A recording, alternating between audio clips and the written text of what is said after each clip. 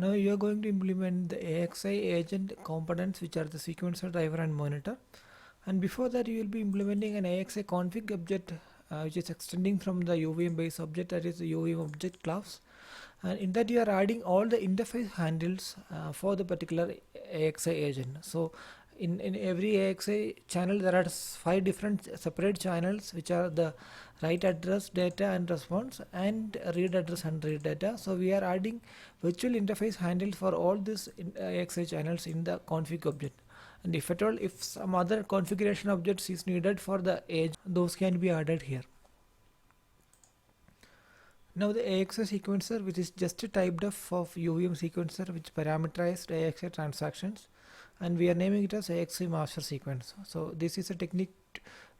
Instead of writing all this code, we are just adding a type def, which we have already discussed in the session where we explained the anatomy of a UVM sequencer. And in the AXI driver, again it is parameterized with the AXI transaction type, and it is extending from the UVM driver. And after the factory registration macro, virtual interface handles are declared, and also the AXI config, which is we have defined here, its object is also added as a member in the driver. And in the build phase function, we are assigning the individual virtual interface handles from the AXI config object. You can see that AXI WR address interface handle is equal to AXI config object handle dot AXI WR address interface handle, and so on. So if you are directly using the virtual interface handle from the config object, this was a syntax. Instead of that, we are getting the handles, virtual interface handles, through a config object. And also you might have noticed that we are not getting even the config object handles through the config DB in the build phase of the driver. The reason is that we want to make this driver and agent behave in a general manner, and if you are getting the config object, you will have 2 config objects in the final environment for the 2 masters, and you will have to explicitly address these drivers driver config object by using the name. So instead of that, we are getting the configuration object or the interface handle separately in the environment, and from the environment we are assigning the config object in the driver. Now in the run phase, after waiting for a reset, we are forking 3 tasks, which is manage sequence transaction, drive response ready, and read response ready. And in the manage sequence transaction, what we are doing is, it is waiting for a sequence item port for the next transaction to avail by using this syntax. And after getting this, we are creating a copy of it, and if it is a read transaction, it is sent to the driver using this read address function. And if it is a write transaction, we are again forking 2 subtasks. And note that here we are waiting for all these 2 fork tasks to be completed by using the join statement. We are not using a join none or join any statement here. And we need 2 separate tasks to drive the transaction in if it is a write transaction, because the write address and write data need to be separately driven into the interface. Thus, in the write address transaction, you can see that after waiting for the ready from the interface, we will be driving the individual fields in the transaction, like the interface dot the AWID equal to transaction dot ID, and interface dot AW length equal to transaction dot length, and so on.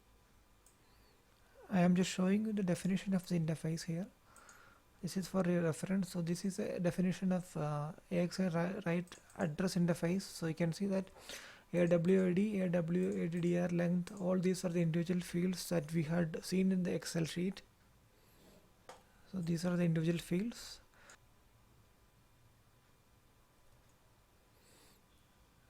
And through the transactions, we are driving the individual interface fields like AWID is equal to TXN.ID, and so on. In the same way, the drive WR data task will drive the data channel with the ID, data, and the last signal, etc., in a loop, starting from int I equal to 0 to I less than transaction dot length. In the write response channel, the job of the master is to drive the response ready signal whenever it's ready to accept a response from the duty. Thus, in the drive response ready signal, we are randomly assigning the be ready signal 1. and whenever it is this signal is ready, the DUT should send it response back to the driver. And in the same way, you have to implement the transfer read, which we are skipping here. The drive read address, which is a request going out of the master. The drive read response ready should assert the read response ready signal randomly to 1. So we have completed the master driver coding, and coming to the AXI master monitor, it is again parameterized with the AXI transaction and extended from the UVM monitor class.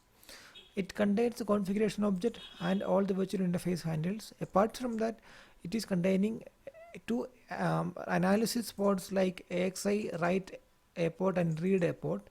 And through this analysis port, we will be sending a complete write transaction and complete read transaction to the scoreboard.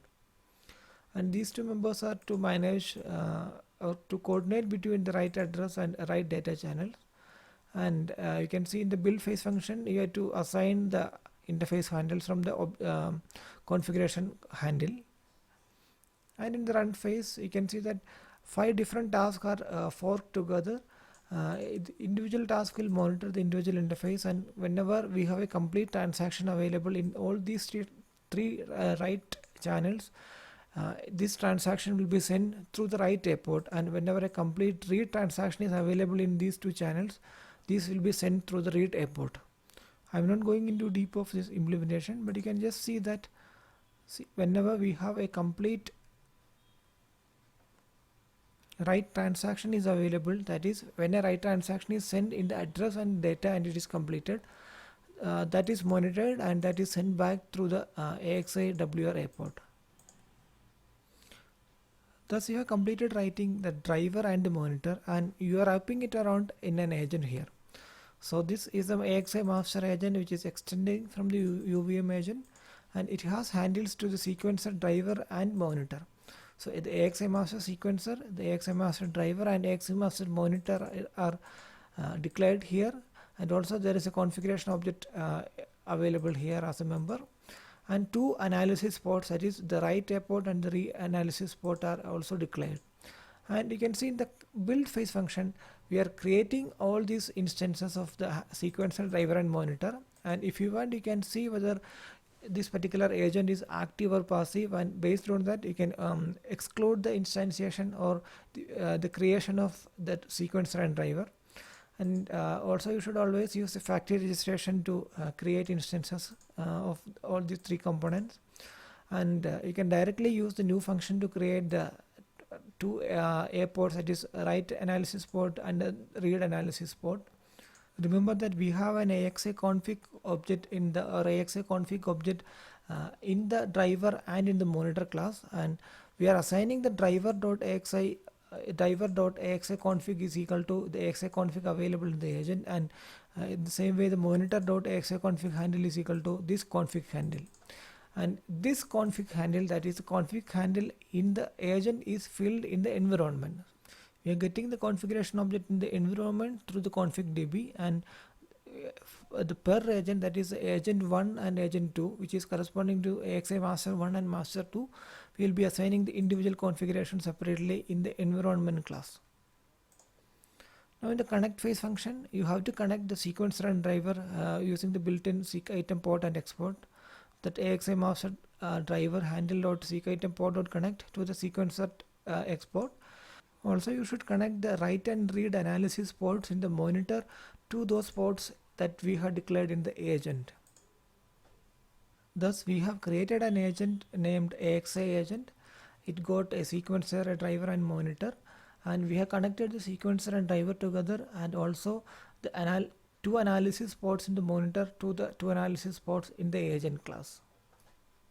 This agent will be instantiated twice in the environment with appropriate connections, such that the environment will look like the AXI master agent 1 and AXI master agent 2 is driving to the interfaces AXI interface 1 and AXI interface 2. Next we will go through the implementation of the OCP slave agent.